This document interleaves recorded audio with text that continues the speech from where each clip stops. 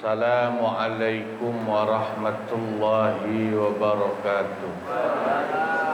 Waalaikumsalam warahmatullahi wabarakatuh. Ila hadratin Nabiyil Mustafa Sayyidina Muhammadin sallallahu alaihi wasallam wa khususan Syekhina al-Mukarram wa muallifi hadzal kitab wa syarihihi radhiyallahu anhum syai'un lillah lahumul Fatihah. A'udzu billahi minasyaitonir rajim. Bismillahirrahmanirrahim.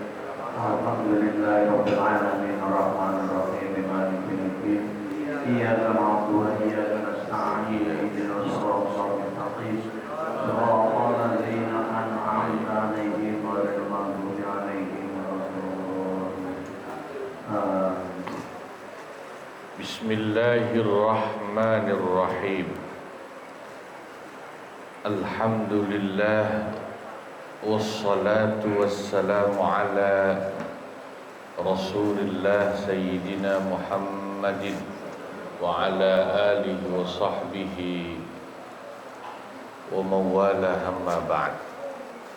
Al-mukarramun wal mukarramat, para guru dan para sesepuh yang saya muliakan, Bapak Kiai Haji Muhammad Misjan, Bapak Kiai Haji Ahmad Habibi, Bapak Kiai Haji Abdul Hamid Mustafa, Bapak Ustadz Haji Muhammad Basrain dan Bapak Ustadz Haji Muhammad Tahir, serta pengurus Masjid Hidayatul Mukhlisin, bapak-bapak, ibu-ibu jamaah yang dimuliakan Allah, mudah-mudahan semuanya diberikan sehat walafiat dan panjang umur, ditambahkan barokahnya oleh Allah Subhanahu wa ta'ala. Alhamdulillah, kita kembali bisa ngaji lagi pagi hari yang mubarak ini. Mari kita buka kitab Fathul Mu'in halaman 93 yang bawah ya. Bismillahirrahmanirrahim. Wa idza ikhtalafa ayyiz zawjani, apabila terjadi perselisihan antara suami istri fi qadrihi ay al-mahril musamma, mengenai jumlah besarnya mahar atau mas kawin. Wa kana ma yadda'ihi zawju aqalla, sedangkan apa yang didakwakan oleh pihak suami itu lebih kecil dari yang didakwakan oleh pihak istri mengenai jumlah besarnya mas kawin.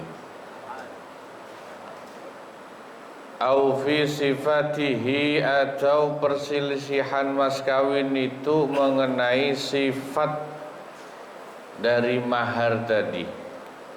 Min nahwi jinsin kadananira, misalnya tentang jenis mata uangnya. Kadananira, seperti apakah itu bentuk mata uang dinar atau bukan dinar. Wahululin, dan perselisihan mengenai masalah kekontanan membayarnya. Wa qadri ajalin, dan masalah tempo pembayarannya. Wa sihhatin, dan mengenai masalah keabsahannya. Wa diddiha, dan masalah kebalikan dari keabsahannya. Jadi apabila nanti dalam pernikahan itu terjadi perbedaan pendapat atau percekcokan, perselisihan antara suami istri mengenai jumlah mas kawin. Nah, pertanyaan sebelumnya harusnya begini, kok bisa suami istri ribut soal mas kawin besar kecilnya? Bisa, Pak. Sebab nih,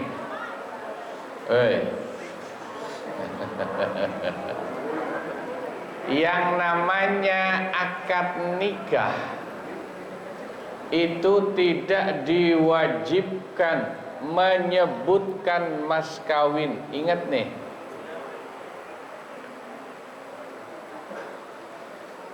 menyebutkan mas kawin dalam ijab qabul itu bukan termasuk syarat dan bukan termasuk rukunnya nikah.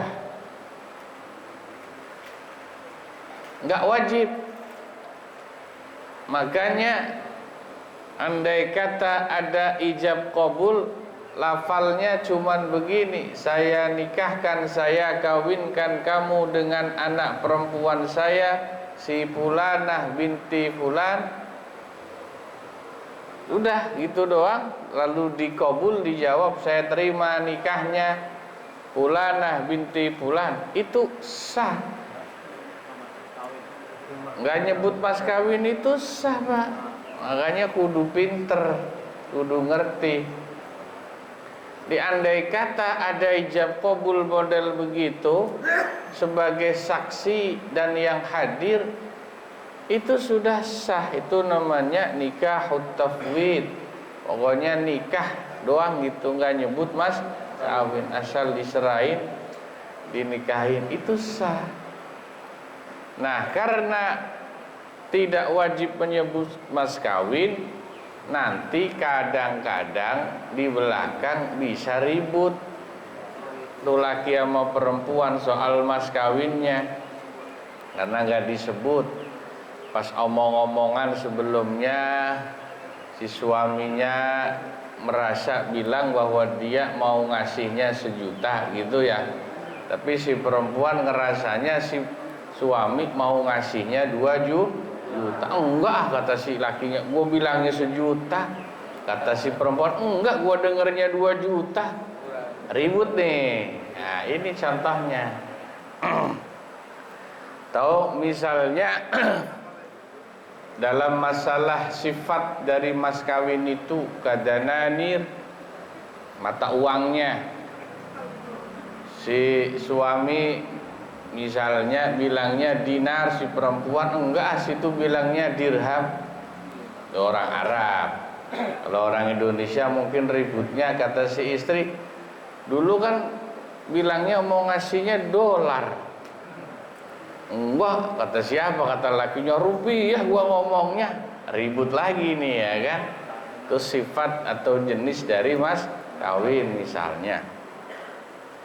Juga masalah kontan dan temponya, kata si suami, orang gua bilangnya tempo, gua cicil. Enggak, situ bilangnya kontan. Ribut lagi ya. Nah, bisa kan? Yang masalah gitu. Itu bagaimana? Wala bayyinata, dan tidak ada. Ini kalau wala bayyinata anak pesantren menjadi hal, bah. Ya, terkibnya menjadi hal. Wala bayyinata lan hale ora ana bukti ku maujud. Itu bahasa pondoknya gitu. Tidak ada bukti satupun li ahadihima bagi salah satu dari suami istri, sama-sama nggak punya bukti. Yang satu bilang gua udah kasih, yang satu bilang belum, misalnya. Au ta'aradat bayyinatahuma, atau masing-masing punya bukti tapi bukti dari kedua pihak itu saling bertentangan, maka hukumnya tahalafa kama fil bai'i. Suami istri itu nanti masing-masing untuk membuktikan dakwaannya dan menangkal dakwaan pihak satunya harus saling bersumpah.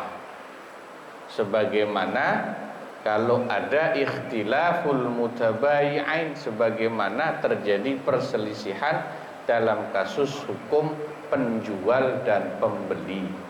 Itu ikhtilaful mutabayi'an atau ikhtilaful muta'aqidain istilahnya. Itu hukumnya begitu, ya.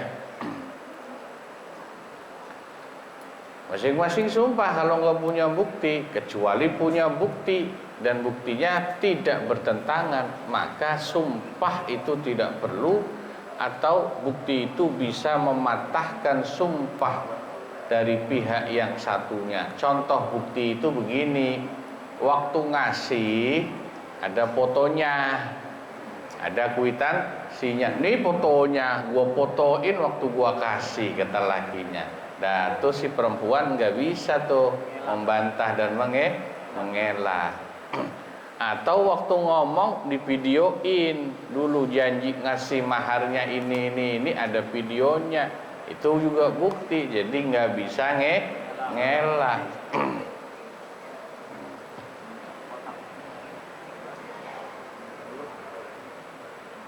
Misalnya waktu sebelum nikah ngomongnya janji mas kawinnya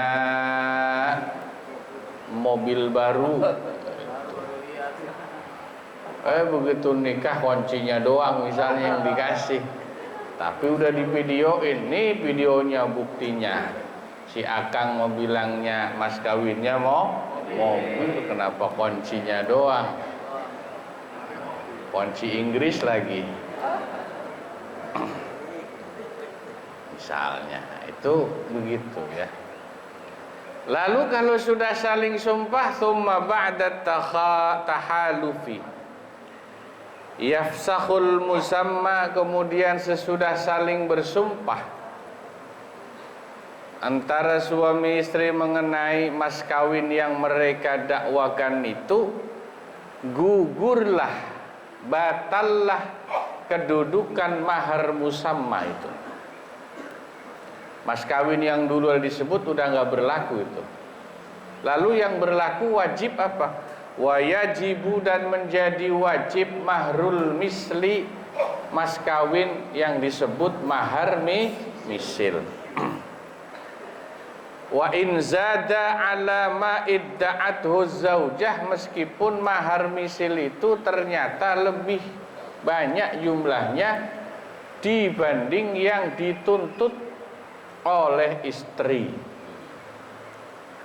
Mahar misil itu apa? Nanti di bawahnya dijelaskan.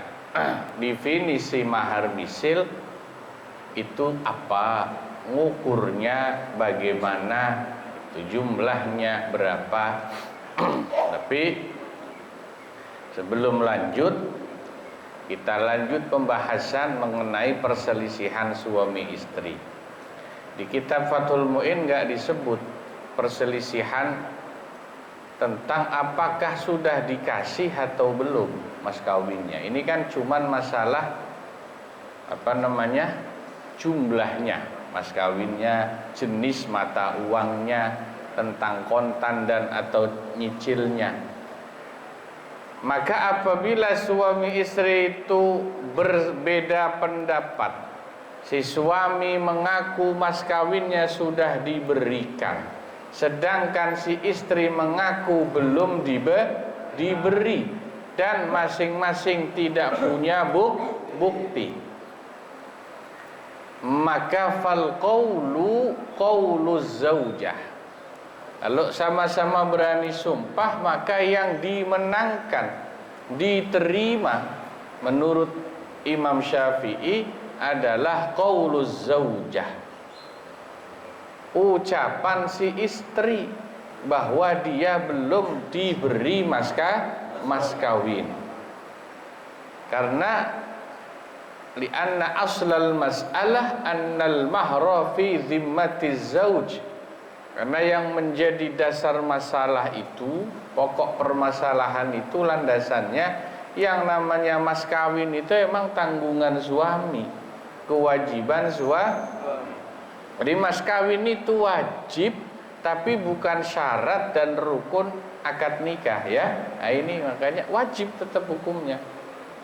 Jadi kalau kasusnya itu suami ngakunya udah ngasih mas kawin, istri ngakunya belum, dan sama-sama tidak ada bukti, maka kalau sama-sama mau bersumpah, tetap yang dimenangkan dan diterima adalah ucapan nah, meskipun dalam mazhab lain agak beda pendapat. Kalau mazhab lain ditafsir nanti jawabannya. Kalau kasus itu terjadi ba'dad dukhul, sesudah si istri digauli, yang dimenangkan itu ucapan suami kalau mazhab lain.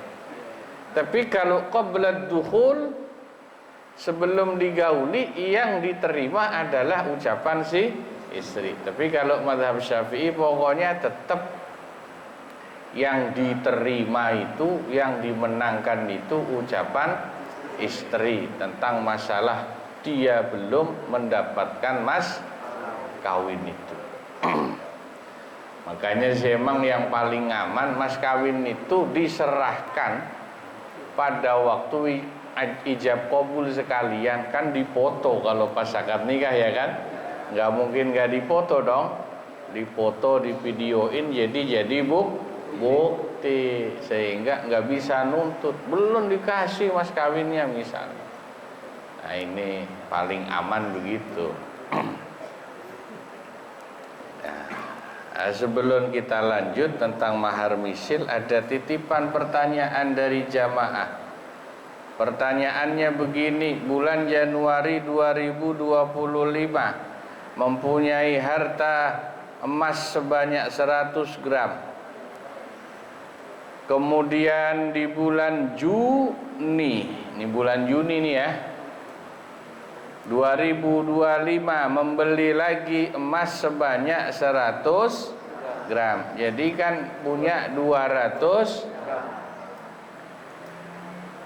Pertanyaannya, kapan diwajibkannya membayar zakat dan berapa yang harus dizakati ya. Nih ya.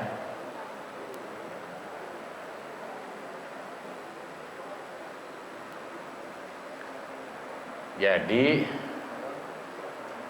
nisab emas itu kan 85 gram kira-kira ya. Jadi kalau udah 100 gram kan udah wajib zakat ya. Nah, udah jelas. Kemudian zakat emas itu diwajibkan juga al-haulu namanya. Sudah setahun dia miliki. Berarti setahun dari pertama membeli. Jadi kalau belum setahun belum wajib ya. Nah yang Januari pertama berarti Januari ya. Itu dia nanti bayar zakatnya Januari tahun depan setahun. Meskipun hitungannya yang lebih pas itu bukan bulan nasional sebetulnya, pakainya bulan hijriyah Pak. Itu yang lebih pas. Kenapa? Karena kalau bulan nasional sama bulan hijriyah itu kadang setahunnya kan selisih 10 harian ya. Nah, yang kalau bisa diinget-inget tuh bulan hijriyahnya kalau bisa. Kalau nggak bisa udahlah hafalnya Januari, ya udah Januari. Nanti dia bayar zakatnya Januari tahun depan 2026, tapi hanya yang 100 gram saja, 2,5% ya. Nah yang 100 gram lagi kan Juni belinya 2002, nanti bayarnya Juni tahun depannya lagi ya.